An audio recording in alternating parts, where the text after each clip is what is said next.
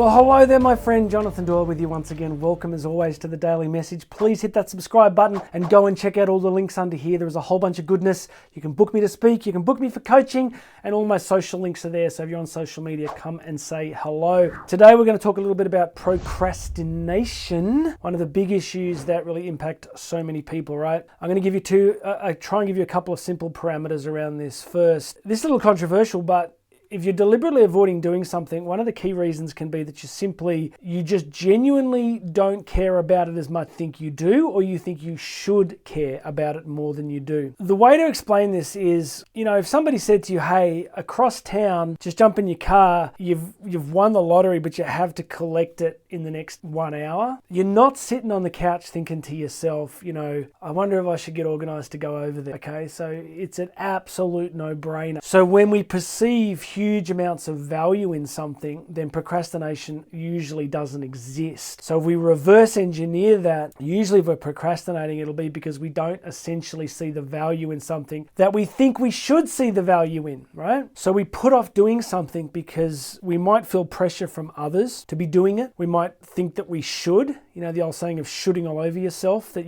whenever you hear should, it's rarely going to be your friend. When you say, I should go to the gym, I should eat better, there's not a lot of power in should, my friend. There's not a lot of power in should. So the first thing you got to do with procrastination is start telling yourself the actual truth. Not the truth that you think you should believe, and not the truth that you might be believing for someone else. Because we're social beings, and there's often, people often want to take a little bit of our agency, right? People often desire that we do things, or they want us to do certain things.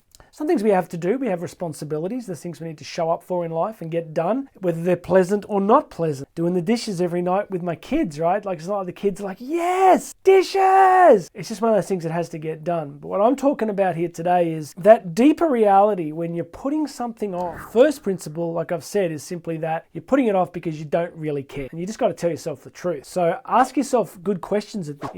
If you're putting something off, ask yourself, why am I doing this? Why do I not really care about? Who am I experiencing pressure from that I should or must? So you've got to start to have those really honest conversations with yourself, because without those honest conversations, it can get really difficult to move forward. The second aspect of procrastination is just the stress-fear response, which is, it's a stress response usually because our perception of what the task is going to need from us feels greater to us than our current resources. So if you're putting off, like typical university student, right? Like if you're putting off a major paper that you're supposed to write, well, often it's because our perception of the work involved is overwhelming. So usually we talk about chunking down, so you break the thing down into smaller tasks and I'll just do the first part and get moving.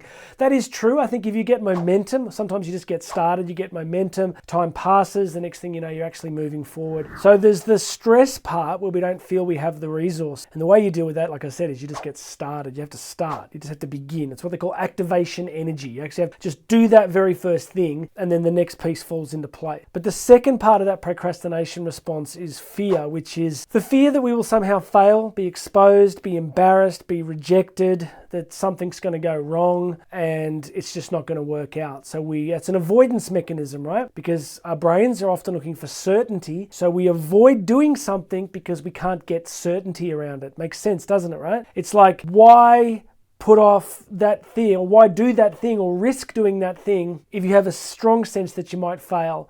And if that failure will lead to self-recrimination or other people judging you, we avoid it that way. So how do you deal with that fear piece? It's a good question, Jonathan. Thank you for asking. You're welcome. I'm thinking, really, it's the price of admission to an uncommon life. If we had absolute certainty all the time, then life would be really different. But we don't get absolute certainty. I don't think you do, and I don't think I do. So I think if you want to really have a meaningful, rich, full life, you're going to have to take some risks. And that risk is the risk of failure. It's the risk of the unknown. It's the risk of, what if I start and I can't see it through? Well, you can't know the answer to that. You can't. You can get everything lined up. You can sort of have all the hope and possibility that you might have it right, but you can't have absolute certainty. So what I'm getting at here is, I think sometimes we put things off because we're just afraid that if we start, we fail. I mean, Jesus used to talk about, the person that goes to build a tower on sand and doesn't calculate the cost properly and then gets half finished and everybody makes fun of them. So he was sort of saying that if you're going to put yourself, if you're going to step into the spiritual life, then you need to be ready for it and be committed to it. And I think that's part of our procrastination in life in general, is if we don't have the certain, we don't take the step. But the cost of that, right? The cost of that is that we never really try anything. Starting to think about this more and more, that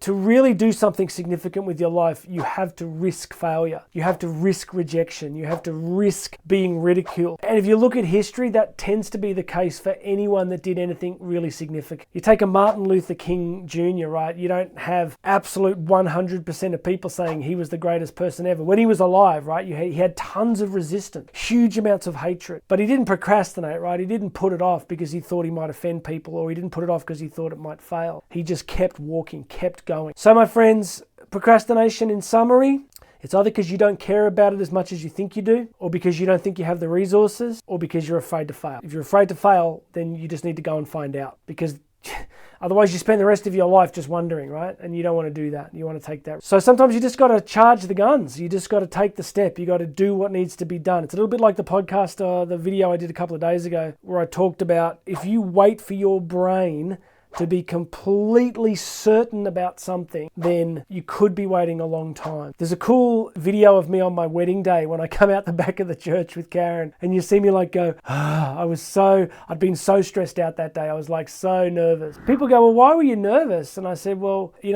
because I knew what I was about to do. I understood the significance and the enormity of making this public covenant that I would be committed for the rest of my life. We're 23 years in now, and I could not have known at the start that I would have absolute certainty that everything was going to work out. And we've had many challenges, but I had to take the risk. I didn't put off getting married because I wasn't completely sure. I stepped into the unknown, and Karen's a very lucky woman because of my brave decision.